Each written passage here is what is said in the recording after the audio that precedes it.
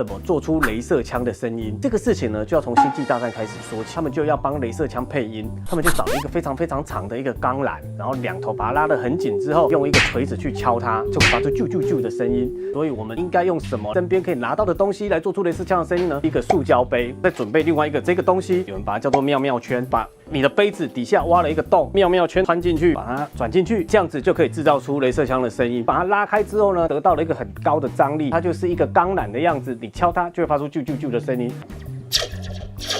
好，大家有没有听到？做成连发的。用这个很简单的装置，你就可以在你家得到了一个雷射枪的声音。